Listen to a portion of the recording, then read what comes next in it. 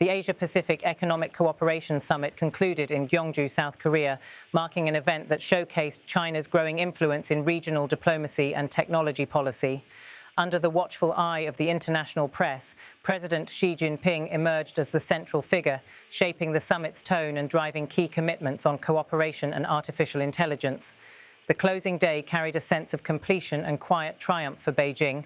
After days of tense but productive dialogue, delegates from 21 member economies gathered to finalize a joint declaration reaffirming the bloc's dedication to multilateralism and balanced growth. Xi's presence, calm, deliberate, and highly choreographed, dominated both the atmosphere of the sessions and the imagery beamed around the world. His message was clear. China would not only participate in, but lead the next chapter of Asia-Pacific economic integration. In his address, Xi Jinping, President of China, stated, "China will work with all parties to vigorously advance practical cooperation in areas such as the Asia-Pacific Free Trade Area, connectivity, the digital economy, and artificial intelligence, injecting greater vitality and impetus into the development of the Asia-Pacific region and bringing greater benefits to the people of the Asia-Pacific region." As the hall listened, Xi outlined a framework that projected confidence, positioning Beijing as a stabilizing force at a time of geopolitical uncertainty. The summit took place against the backdrop of renewed tensions between the United States and China, though a brief and unexpectedly cordial meeting between President Xi and US President Donald Trump earlier in the week appeared to thaw relations temporarily. That encounter, a side meeting that caught much of the media's attention, ended with both leaders signaling an intention to maintain dialogue, even as Trump abruptly departed the summit 2 days early. Analysts interpreted his exit as symbolic of Washington's shifting priorities and a diplomatic vacuum that Beijing was quick to fill. Throughout the week, Gyeongju transformed into a high-security bubble of multilateral negotiation. Streets were lined with flags of the 21 economies, while motorcades swept through narrow avenues leading to the convention center. Inside, discussion tables reflected the diversity and competing interests of a region that now represents nearly half of global trade. The second day's session focused heavily on artificial intelligence, a topic that drew particular attention after Mexico proposed a regional framework for AI regulation. The Mexican delegation, led by Foreign Secretary Alicia Bárcena, argued that the technology's rapid expansion demands joint oversight mechanisms to prevent misuse, promote transparency, and ensure inclusivity. Her remarks resonated among Latin American participants who see digital policy as both an opportunity and a potential risk for developing economies. In this context, the signing of a joint document on AI governance stood out as one of the summit's most concrete achievements. The text emphasizes responsible innovation, cross-border data standards, and the establishment of public-private partnerships to manage ethical risks. Alongside this, leaders approved another statement addressing demographic challenges, particularly low birth rates and aging populations across Asia. The declaration included recommendations to encourage labor mobility, invest in youth employment, and expand healthcare access for aging citizens. For host nation South Korea, where demographic decline has become a national concern, the issue carried deep domestic resonance. South Korean President Lee Jae-myung, hosting his first major multilateral summit, described the event as a new beginning for Asia-Pacific solidarity. His meeting with Xi Jinping drew headlines underscoring Seoul's delicate balance between its strategic alliance with the United States and its economic interdependence with China. Both leaders were seen smiling and shaking hands as cameras clicked, an image that symbolized the cautious diplomacy of the moment. Meanwhile, representatives from Latin America, particularly Mexico, Chile, and Peru, used the occasion to deepen their outreach to Asia. Over several bilateral meetings, these countries reaffirmed their intention to strengthen trade ties with the Pacific while maintaining stable relations with Washington. For them, APEC remains a critical bridge between two worlds, the established North Atlantic economies and the rising power centers of East Asia. At the same time, discussions on global trade dynamics revealed subtle undercurrents of tension.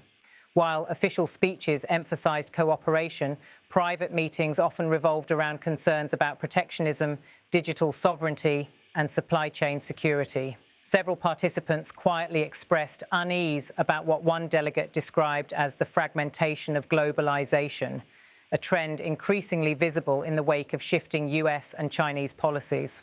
Observers noted that China's approach this year was more confident, less defensive, and notably outward-looking. Instead of confronting criticism, Beijing appeared intent on defining the agenda, highlighting digital transformation, infrastructure connectivity, and green growth as the pillars of its regional vision. In one of the summit's more symbolic gestures, Xi Jinping proposed that the 2026 APEC Summit be held in Shenzhen, China's technology hub and a showcase of the nation's innovation-driven economy. The announcement drew applause from several delegations and was widely seen as a move to reinforce China's leadership in digital and AI development across the Pacific. As the sessions unfolded, camera crews captured Xi walking alongside Hong Kong Chief Executive John Lee and later greeting Indonesia's President Prabowo Subianto. These interactions reflected China's active diplomacy among both mainland and regional partners. In contrast, US officials were more subdued, with Treasury Secretary Scott Bessent representing Washington during the final sessions. The closing moments of the summit culminated in the traditional group photo, a carefully orchestrated tableau of leaders standing shoulder to shoulder under the summit's blue and gold banner. Smiles were polite but guarded. Behind those expressions lay differing visions of what cooperation in the Asia-Pacific should look like in the coming decade. When reporters later pressed delegates about concrete deliverables, most pointed to the joint AI declaration and demographic agreement as meaningful progress. But many acknowledged that the deeper story of this year's APEC was geopolitical, the visible shift of influence toward Beijing. Experts have noted that Xi's performance in Gyeongju marked the consolidation of a regional strategy that has been building for years. Since the US-China trade war began, Beijing has gradually positioned itself as the guarantor of stability and openness in the Asia-Pacific, a narrative reinforced by Trump's early departure. Economists argue that this strategy is not just about diplomacy, but also about long-term trade realignment. China's emphasis on the Asia-Pacific Free Trade Area is designed to promote integration across emerging economies while diluting the dominance of Western trade frameworks. At the press center, journalists analyzed every line of Xi's remarks, particularly his focus on artificial intelligence. His reference to AI as a driver of shared development was read as a signal of China's ambition to shape global standards, from algorithmic transparency to data governance. Beijing's recent domestic regulations on AI were presented as a model for cooperative frameworks across the region. Still, not everyone was convinced. Some smaller economies expressed concerns about overdependence on Chinese technology ecosystems. The representative from Singapore, speaking off-camera, emphasized the need for inclusive systems that protect innovation diversity and prevent technological monopolies. Despite these reservations, the overall tone of the summit was notably constructive. After a year marked by trade disputes and regional crises, APEC's 2025 edition closed on an unexpectedly optimistic note. The final communiqué highlighted the importance of open markets, sustainable growth, and human-centered digital transformation. For host South Korea, the summit was also a diplomatic victory. President Lee Jae-myung's government managed to project competence and neutrality, providing a platform where great powers could engage without confrontation.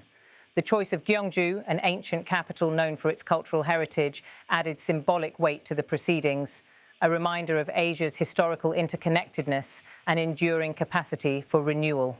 As the final session wrapped up, Xi Jinping was once again at the center of attention. Cameras followed him as he shook hands with fellow leaders, his expression controlled and assured. Analysts later observed that his performance reflected a new stage of Chinese diplomacy, one that blends economic pragmatism with strategic patience. From the outside, APEC 2025 may have appeared like a routine regional summit, but for those inside the room, it represented something more profound, the steady reconfiguration of power in the Asia-Pacific. Washington's early withdrawal contrasted sharply with Beijing's methodical engagement. In the days following the summit, commentary across global media outlets underscored that narrative. The Financial Times described Xi's role as both assertive and conciliatory, while Japan's NHK noted that Beijing has successfully portrayed itself as the reliable partner of choice. Meanwhile, Mexico's AI proposal continued to draw interest, with regional policymakers viewing it as a potential blueprint for future digital governance across Latin America and Asia. The convergence of Chinese leadership, Latin American participation, and Korean mediation gave this year's APEC a multidimensional character rarely seen before. As Gyeongju's conference lights dimmed and delegations began their departures, the question that lingered was whether the promises made would translate into action. APEC's strength has always been its ability to foster consensus without coercion, but consensus in a world of shifting alliances is increasingly fragile. Still, the mood remained cautiously hopeful. The vision projected by Xi, one of shared growth, digital cooperation and economic connectivity, resonated with many around the Pacific Rim.